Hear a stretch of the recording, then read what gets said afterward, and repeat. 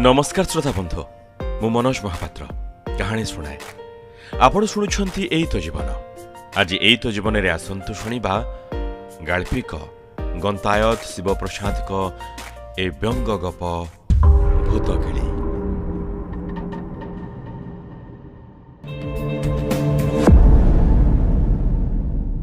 अमृतपुर सहर रे भौतिक कांड संवादपत्र मानकरे बड़ बड़ हरफरे लेखाथिबा ए शीर्षकयुक्त संवादर उत्स थिबा लोमहर्षणकारी घटनाटी थिला एहिपरि। अमृतपुर सहरर जैनिक नामी कंट्राक्टर श्यामघन बाबूंको बैठकखाना सेदिन मध्यरात्रि रे एक प्रेतात्मर आविर्भाव घटिथिला। भद्र व्यक्ति निज दैनिक हिसाबपत्र काम सारी किंचित निशायुक्त पानीय सेवनान्ते शोइबा पई उठिबा समय हठात एक अट्टहास्य शुणागला। श्यामबाबू याकू पानीयर प्रभाव बोली भाबी पुनराय उठिबा बेलकू दुईटी अदृश्य हाथ तांको कांध धरी जोर करी सोफारे बसाई देला। श्याम बाबूंकर पाटी सुखी आफा आफा होई गला। से भୟରେ थरिबाकू लागिले। से चारिआडकू देखिले केही कुआडे नथांती। घरे समस्ते केतेबेळू सोई पड़िलेनी। एतिकी बेले ठीक तांको सामनारू एक गंभीर स्वर सुनिला। ए कंट्राक्टर चुपचाप बस, पार्टी करबाकू चेष्टा कले तोर जीवन नहीं जीवी। यह शुणी श्यामबाबूंकर निशा कुआडे उड़ीगला। से प्राय चेताशून्य अवस्था को आसीगले। जेते चेष्टा कले सुधा तांको पार्टीरू शब्द बाहरिला नहीं। अगत्या बसी रही केवल थरिबा व्यतीत तांको अन्य किछु उपाय देखागलानी। कारण से बुझी सारिथिले जे एक अशरीरी प्रेतात्मा तांको काबू करी पकाइछि। हठात प्रेतात्मार आवाज सुभिला। ए मनीष, तू जदि मोर कथा अनुसारे काम करिबू तेबे तोर किछि क्षति करिबिनी। मु जणे प्रेतात्मा, तू मोर किछि करि पारिबु नाही। श्यामबाबू थरी थरी अस्पष्ट कंठारे कहिले, महाभाग आपण मोठारू कोन चाहुछंती? आदेश करंतु, किंतु मोर किछि क्षति करंतु नाही। मु भारी निरीह सादासीधा मनीषटिए। मु हृदय भारी दुर्बल। एतिक बेले सामने थिबा सोफारे केही जणे बसिया भଳି लागिबा सह मृदु अट्टहास्य शुणागला। अरे मूर्ख, तू सेतेटा निरीह नहु परा। तोते सामान्यतम भद्रामी मध्य जणा नाही। तू गोटे पक्का चोर। सिमेंट छड़ बाली केते कोन चोरी तो बड़ लोक होइछु। ता संगकू बही चोरी करिबा भी तोर गोटे अभ्यास। कहा घर को गले सेठारू बहे टाइम आगे आणु, अथच ताकू न पढ़ी निजे रखी दौ। सबुरी अलक्ष्य कहा घर बही चोराइबाकू मध्य तू पछाऊ नाहु। एमिति भाबरे गोटाए भी बही न किणी तोर सेल्फ सारा बही भर्ती कलुणी। तोर बड़ लोकी देखी केही केही कही पारु नथिबारु तो साहस बढ़ी जाइछि। आज मु तोते साबाड करिदेबी। मो सामने तू गोटाए बही बाहर करी पढ़ा सारिबु, तापरे एक कागजरे तोर स्वीकृति लेखी परदिन समस्तंक बही सबु फेरई देबु। एबे बही बाहर कर। यह शुणी श्यामबाबूंको मुह कला पड़ीगला। ए प्रेतात्मा एते सब कथा किपरि जानिला? से 1.5 मिनिट काल मुंड कुंडाई सुधा ठीक करि पारिले नाही। प्रेतात्मा धमक देला, अबे मुंड कुंडाउछु कोन? कहिली परा बही बाहर कर। श्यामबाबू चमक पड़ी कहिले, हजूर को बही बाहर करिबी? प्रेतात्मा किछि समय भाबी कहिला, अरे तोर पढ़ा पढ़ी अभ्यास तो नाही। धीरे धीरे पढ़िबू। गोटाए पृष्ठा पढ़िबाकू 15 मिनिट लागिबो। छोट बहीटी आण। एतक कहिबा मात्रे बैठक खानार गोटाए कोणरे थिबा सेल्फर कबाट धड़धाड़ होई खुलीगला। अदृश्य हाथटीए बही बाछिबा भली जणा पड़िला। किछि क्षण परे हठात बहीटीए बाहरी शून्य आसी टीपय उपरे पड़िला। श्यामबाबू चमकी उठी देखिले भितिरी कथा बहीटा सेठी थुआ होइछि। तांकर मने पड़िला ए बहीटीकू से तांकर जैनिक गुमास्तांका ठारू पढ़िबाकू मागी आनी आ फेरई नाहांती। से बहीटीकू हाथरे धरी ओलट पालट करी देखिले बही पछपट मलाटरे लेखकर फटोटी जेपरी तांकू चाही खतेई हेबा भली लागिला। से मने मने लेखकर अधडजन पुरुषकू नर्करे पकाइबाकू लागिले। प्रेतात्मा हठात चेंकी उठी कहिला, अबे अनेइछु कोन? पढ़। अगत्या श्यामबाबू बही पढ़िबा आरंभ कले। गोटाए परे गोटे लेखा पढ़ी चलिले। कन्यारत्न पर्यंत पढ़ी सारिबा परे से भाबिले प्रेतात्मा कौन एते बेले जाय बसी रहिथिबो। तहु से बहीटीकू बंद करिबाकू बसंते सामनारू धमक सुभिला, खबरदार पढ़ा बंद कले तोर निश्वास बंद करिदेबी। चालू रख। श्यामबाबू चमकी पड़ी पुणी पढ़िबार लागिले। मने मने लेखक को बही गाली देले।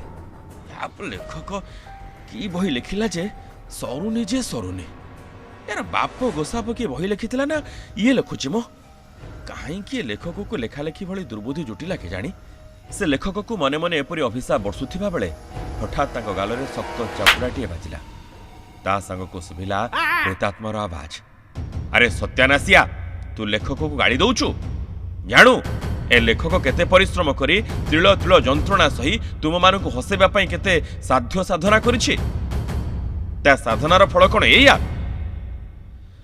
श्याम बाबू निज गाल को आउसी पुणी पढ़िले पाहांता बेलू बही पढ़ा सरिला प्रेतात्मा तापर एक सादा कागज रे तांको शिकोरोक्ति लेखाई सारिबा परे कागजटी को नहीं उठिला और कहिला सावधान जहार जो बही आनीछु सब फेराई देबो तोर एते धन थिबा सत्वे निजे बही न किनी चोरा बही रे ड्राइंग रूम सजाइबुनी बुझिलु श्यामबाबू डरी मरी हाँ करने पूर्व प्रेतात्मा कागज सह गायब हो जाइथिला ता परदिन सहररू प्रकाश पाउथिबा प्रमुख संवादपत्र ऑफिस मानकरे विशिष्ट ठिकादार श्यामघन बाबूंको स्वीकारोक्ति और सेही रात्रिर विवरणी संबलित कागजर एक फोटो नकल कुआड़ू केजाणी पहुंची जाइथिला संवादपत्र मानकुरे घटनार विवरणी पाठ करी सहरवासी स्तंभीभूत हेले जो मानक बही नहीं श्यामबाबू फेराई नथिले सेमाने मने मने दयालु प्रेतात्मा को धन्यवाद देले किंतु ए भौतिक कांड संपर्क में जानी सहरवासी अनागत आशंकार आतंकित हेले ए घटनार परदिन मध्यरात्रि समय पुणी एक अद्भुत कांड घटिला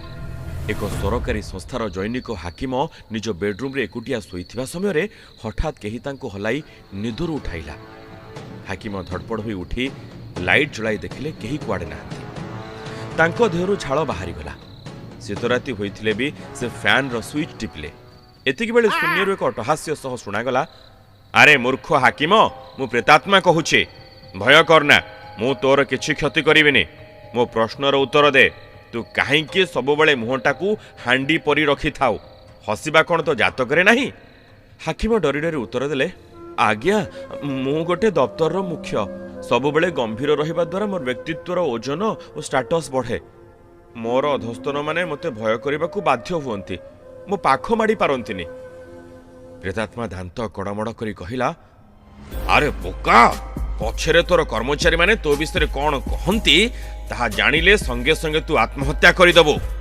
गंभीर रहिबा द्वारा कहारी स्टेटस बढ़ी जाएनी बरं सबुबळे हस हस रहिले देह मन प्रफुल्ल रहिबा सह आयुष बढ़े हसुथिबा लोकंकु सभिए भल पांती स्वतः प्रवृत्त भावे सम्मान दियंती मोर आदेश सुन तू आजी ठारू सबुबळे हसिबो प्रचुर हसिबो एबे ठारू हसिबा आरंभ कर हस बंद हेले तो बेक मोड़ी देबी जानी था हस शीघ्र हस अगत्य हाकिम हसिबा आरंभ कले प्रेतात्मा भयरे से भोर पर्यंत हसुथिले ठीक सेही राति सहरर जड़े प्रख्यात पुस्तक प्रकाशक घरे प्रेतात्मार आविर्भाव घटिला प्रकाशक को धमक दे कहला तू सबुबळे लेखक ठारू टंका नहीं बही छापो अथच बही बिक्री होइनी कही सेमानकू रॉयल्टी दौना सेमानक साधना और टंकारे तू बड़ लोक हेबा बेले सेमाने मुंड कान आउसी रही थांती पुणी केते भल भल लेखक पांडुलिपि नहीं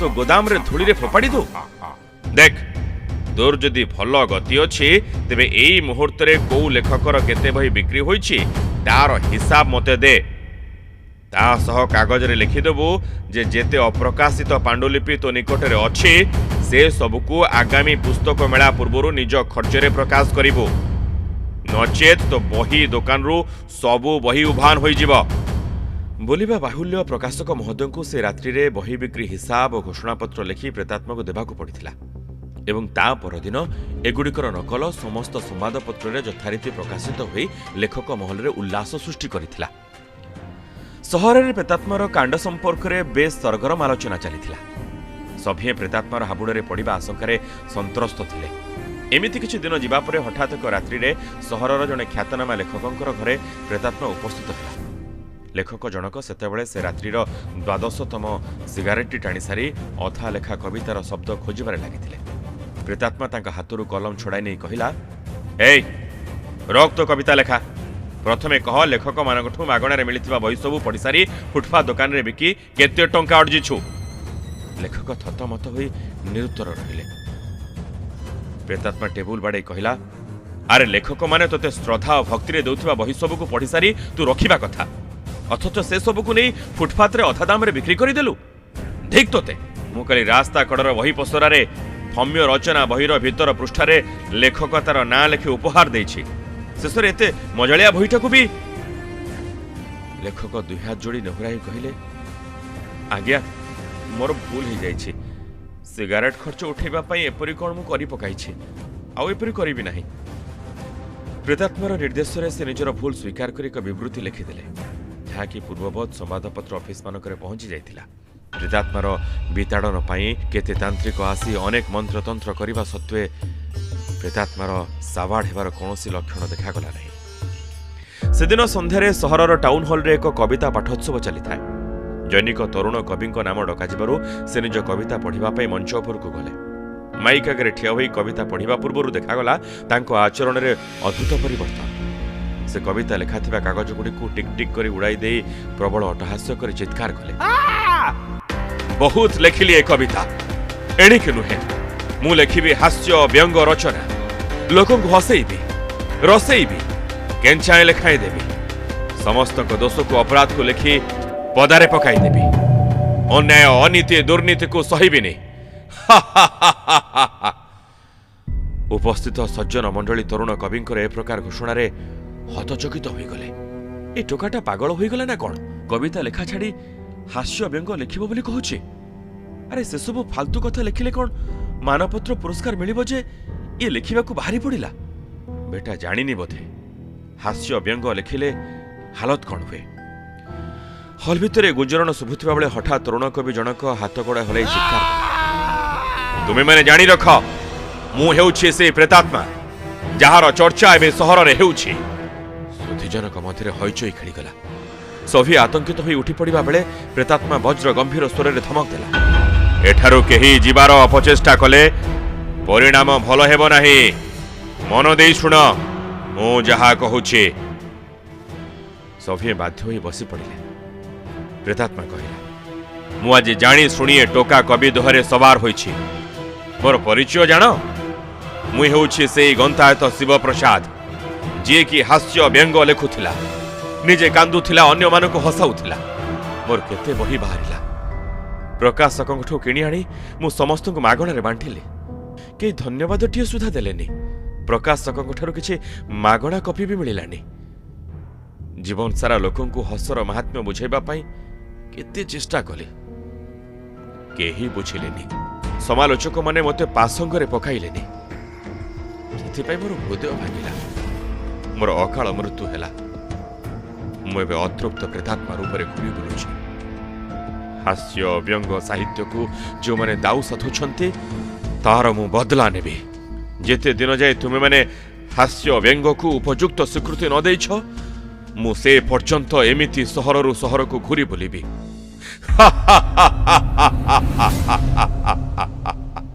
उपस्थित भद्र व्यक्ति गणक लोम टांकुरी उठुथिला सेमाने निज निज इष्ट देवता स्मरण करने बेलू से तरुण कवि शरीर गंतायत शिव प्रसाद प्रेतात्मा अंतर्निहित हो सारी कवि जनक स्वाभाविक अवस्था को फेरी पुणी माइक धरने को जाउथिले श्रोता बंधु आशा ए कहानी आपन को भल लगी यदि आपन एहिपरि सुंदर सुंदर कहानी सुनिबा को चाहछंती ताले हम यूट्यूब चैनल को सब्सक्राइब करंतु हम फेसबुक पेज को लाइक करंतु फॉलो करंतु आ उत्साहित करने को कमेंट बॉक्स रे दुई पद निश्चित लिखंतु बहुत बहुत धन्यवाद कहानी सुनी नमस्कार।